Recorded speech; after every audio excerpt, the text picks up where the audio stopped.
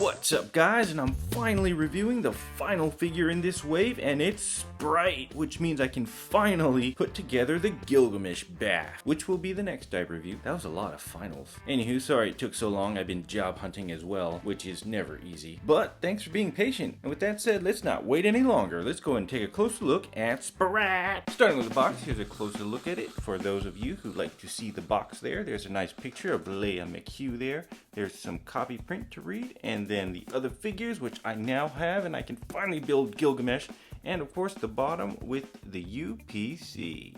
And there she is guys, out of the package. Sprite, played by Lia McHugh. And the Gilgamesh body piece, finally. She's one tiny figure, but let's go and take a closer look. Now starting with the head, I think they did a actually really good job sculpting it to the likeness of Lia McHugh. It actually looks pretty accurate. They even got the freckles and everything, and I like the kind of smile sculpt that they put in there. They got the kind of dimple-ish wrinkles that you do when you smile, so that's actually pretty good. And the hair sculpt is actually pretty nice looking as well, and they actually looks like they printed on some highlights there, like kind of whitish or lighter orange highlights, which actually brings out the hair and the contrast and the volume of it, which is pretty cool. Glued on nice as well. And then moving into the body, it's tiny since she's a child, so you can see the whole figure pretty much in frame even though I'm zoomed in. But anyways, she's got some nice teal going on there with a little bit of a silver gradient going on, and as you can see she's got lots of line details as well, but they are not filled in like the others, like say Icarus here, who has nice gold. Still love that color frame.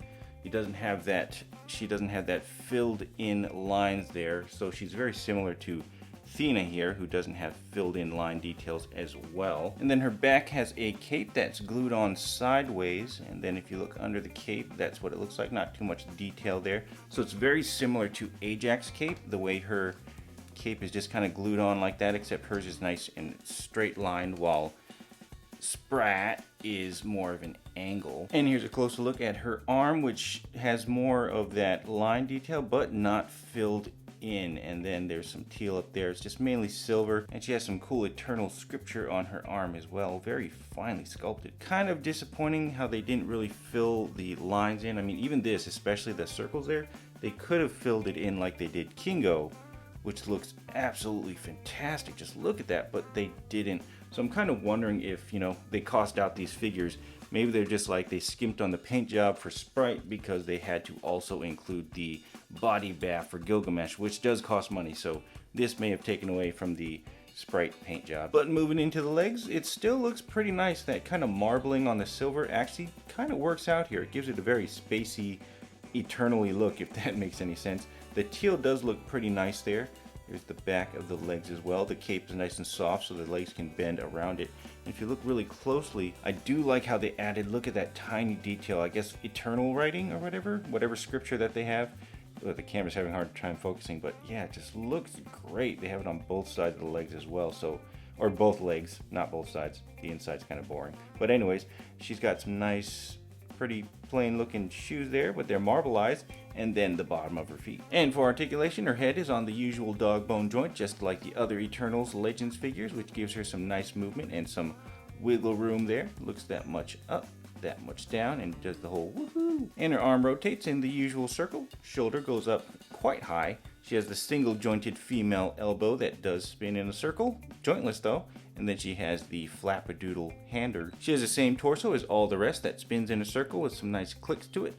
Has that much side to side. And the back is semi-decent. This does bend and get out of the way a little bit, and it doesn't really spring it back too much, which is good. Then she goes that much forward. And her legs have great range because of the design of her kind of cloaky cloth dressy thing there. She can kick really high and then go back. Just okay. This does get in the way, but of course with Marvel Legends it kind of goes sideways anyways.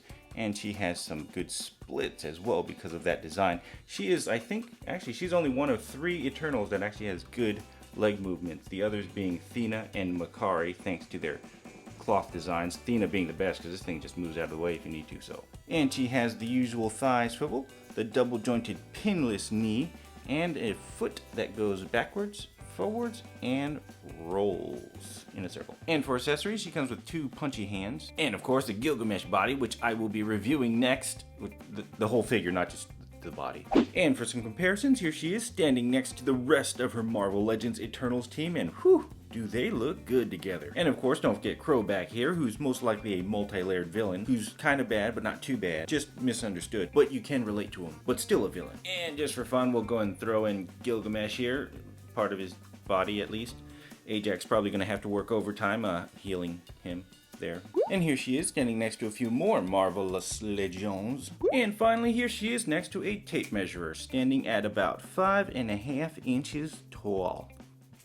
Well guys, overall she's a tiny but welcomed addition to the Marvel Legends Eternal line. I do wish they had painted in the line details like they did on Kingo and pretty much the rest of the Eternals figures, but I think a lot of the paint app money did go to the Gilgamesh Bath body. And technically they did put the money where it counts, pretty much nailing the likeness to Lia McHugh, so I can't really fault them on that. Some sacrifices had to be made. But anywho, stay tuned next for the Gilgamesh Bath, which I can finally assemble and review, which will complete the entire Eternals character lineup, everything, which is going to be awesome, at least until they make more figures. But anyways, thanks for watching, and I'll catch you guys in the next review.